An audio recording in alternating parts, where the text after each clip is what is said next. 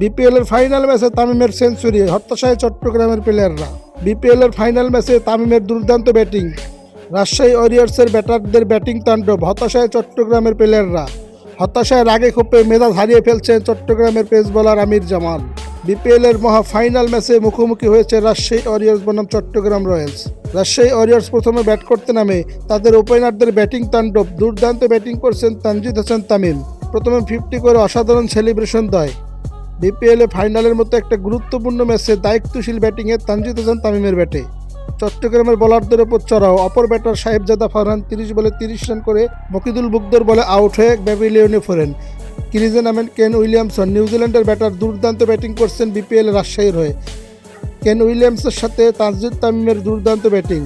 অপরদিকে চট্টগ্রামের বোলার আমির জামাল হতাশা, একের পর এক ক্যাচ মিস করছেন তার বলে, বাউন্ডারিতে ফিল্ডিং মিস। ফাইনালের মতো গুরুত্বপূর্ণ ম্যাচে এত মিস করছেন চট্টগ্রামের ফিল্ডাররা, ক্যাচ মিস, ফিল্ডিং মিস। অপরদিকে তানজিদ তামিমের অসাধারণ ব্যাটিং, যদিও দুইটা লাইভ পেয়েছেন তামিম, কিন্তু পরে কেন উইলিয়ামসন নাইম শেখের হাতে বল দিয়ে 24 রান করে আউট হয়ে ফেরেন।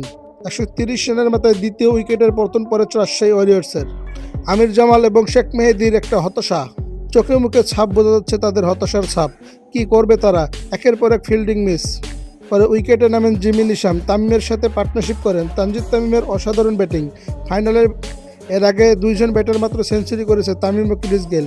সেই তালিকায় নাম লেখালেন তানজিদ তামিম। অসাধারণ সেঞ্চুরি করেছেন রাজশাহী ওয়ারিয়র্সের হয়ে ফাইনাল ম্যাচটিতে।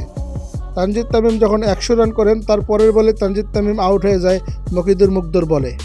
আউট হওয়ার আগে 101 রান করেন মকিদুল মুগ্ধ। তিনি 3টি ক্যাচ মিস করলেও তিনি বোলিং করেছেন অসাধারণ।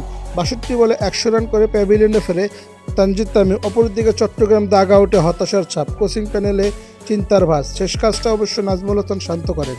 7 বলে 11 রান করে রান আউট হয়ে শেষ পর্যন্ত 174 রান স্কোরবোর্ডে তোলে রাজশাহী ওয়ারিয়র্স। চট্টগ্রাম কি পারবে এই রান চেস করে বিপিএল জিততে এবং চ্যাম্পিয়ন্স হতে? কী হবে শেষ পর্যন্ত তা কমেন্টে জানান।